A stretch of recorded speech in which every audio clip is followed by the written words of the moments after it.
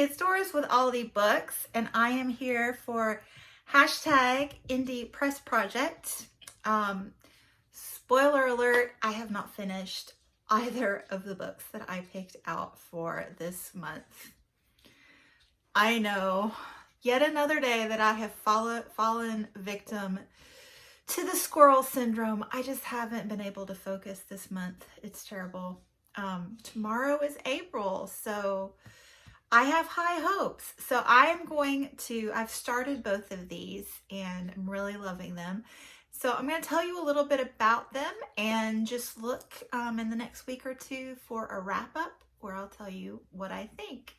So yes, Fiebre Tropical by Juliana Delgado Lopera. This is fabulous. I am loving it so much. So I don't know why I just didn't power through and read it. I can't focus. But when I have read it, I've absolutely adored it. I've just been laying in my bed cackling last night reading this. Boo. My cat's a squirrel too. Anyway. This book is a mother and her 15-year-old daughter, and then I think a younger sister, have immigrated to the United States from Colombia. The grandmother had moved there a year before. I think there's also an aunt living in the area. They've moved to Miami, and they're involved with, I think, a mostly Colombian church in the community. And yes, I'm just a little bit into it, but like I said already, it is hilarious. This is, I believe, an LGBTQ plus writing, and so I haven't gotten to any relationships yet beyond the family, but I think it's just going to be fabulous. I think she falls in love with a girl in the youth group. So, I would not recommend this to everyone, mainly due to language, because it's written not exactly Spanglish, not that at all, but it's kind of a brilliant interweaving of English and Spanish. She's got a really lovely, edgy, brilliant cadence to her writing. From the mind of this 15-year-old girl that's living in both worlds.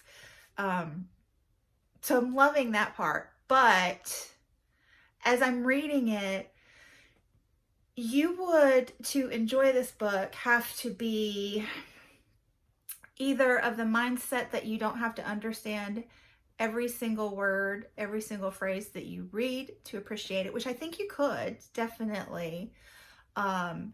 Or you'd have to be willing to slow down, read it slowly, and take your time looking up words as you go. So definitely a slower paced read if you enjoy that. Or you need to have a pretty decent, to read it fluently, you have to have a pretty decent foundation in the Spanish language to get through it at a nice rhythm, or, be fluent. That would be the best.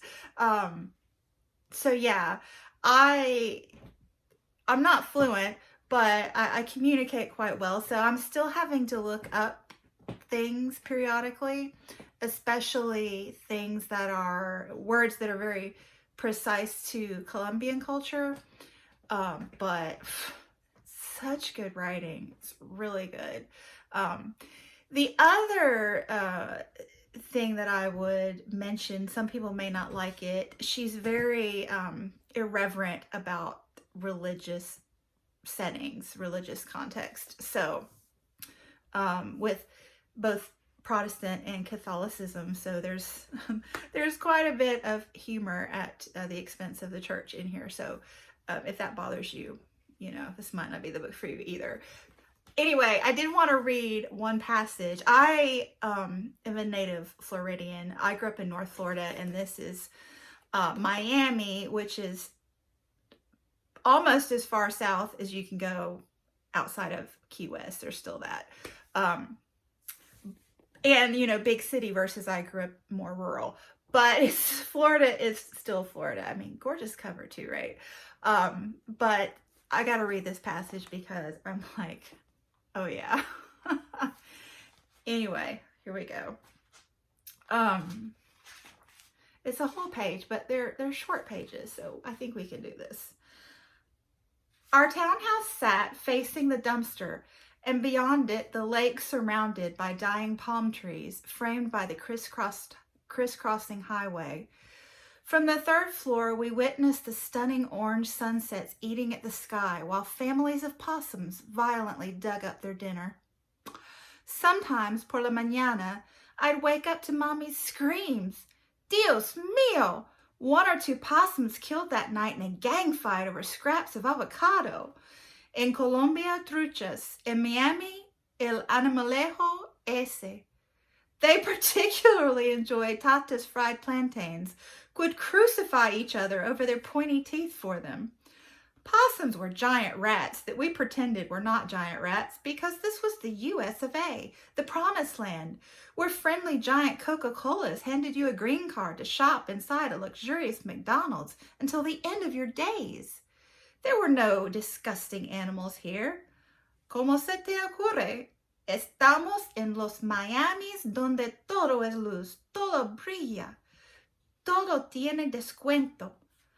Para balancear la cosa, air fresheners suddenly appeared in every outlet of every room in our townhouse, meant to do exactly what Mommy loved, conceal the true smell of our lives. Instead, we smelled like an out-of-business candy store, rotting amid the strawberry vanillas and the fabuloso. Every day people came to our house, Mommy asked us to shut our doors so they couldn't look out the south windows into the dumpster or see Tata's room, where letters, notes, and pictures with no frames populated the walls with their clear tape and terrible handwriting. Tata taped up every note that every person at church sent her, and Mommy thought it was, ay, so low class. They fought about it constantly. Por lo menos, Mommy argued, at least use a frame, Mama. Tata didn't care. Tata said, este es el museo de mi vida. This book is really, I think I'm going to love it. So far, I love it.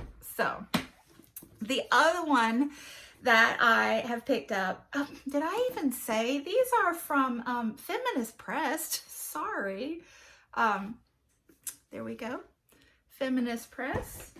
And here is their other logo. They have multiple logos, which I find strange. But anyway, I love myself when I'm laughing. Da, da, da. And then again, when I'm looking mean and impressive. So I love Zora Neale Hurston. This is a 40th anniversary reissue. So this came out in 2018. Wait, 2020 did it say? I think this is a new release as well. Yeah, 2020. So originally published in 1979, and this is re-released for her the 40th anniversary 2020. So this is called what did they call it? A reader or a primer or something, but it's a really nice introduction to Zora Neale Hurston. So if you haven't read any of her works, this might be a really, really good place to start. It's got a great introduction, several introductions, like, you know, when they reissue, they put extra introductions. So Alice Walker of The Color Purple fame, who originally kind of refound Zora's works after she'd gone out of print for many years, has written a foreword, and then others. But the book itself, once you get past the introductory information, is divided into 3 sections. So I'll show you that. One of them is autobiography, folklore, and reportage.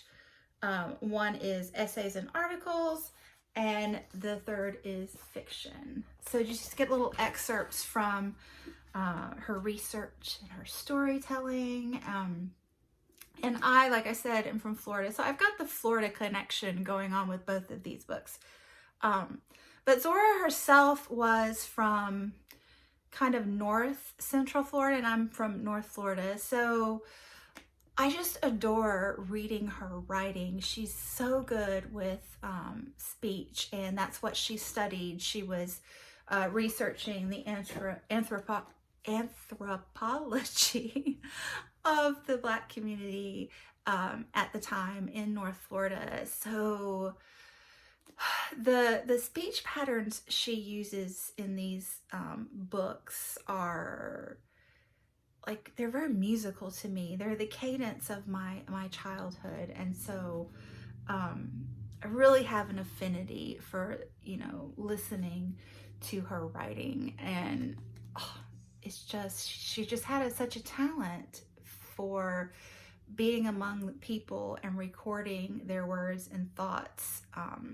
Just gifted with that. But she also had the heart for it. So that's one thing I appreciate, is that she took the time to record these moments in time, in the moment before they were gone. So anyway, really looking forward to getting to this in April, and I'm gonna do so much better in April. I can just feel it. A new month is always so inspiring. My words. Anyway, so April, continuing with the hashtag Indie Press Project. So the idea is to read from an independent press during the month and post a review of a book from that press on the last day of the month. So for April, we are doing NYRB. One thing I've found out is that NYRB books all look just like this. So they all have a piece of artwork in the background with this little box insert. And I find them all quite beautiful. And now that I'm visually attuned to them, I'm seeing them everywhere. Really interesting titles. So I definitely want to read more of them after this one, which is The Farm in the Green Mountains by Alice Herden Zuckmeyer. And I'm definitely going to get to this one because I'm buddy reading it with Heidi from my reading life, and she will definitely keep me on track. And also, there's the couple there. I believe this might be nonfiction actually, but this is translated from the German by Ida H. Washington and Carol E. Washington. So it also is double duty for hashtag read German. Is it read German?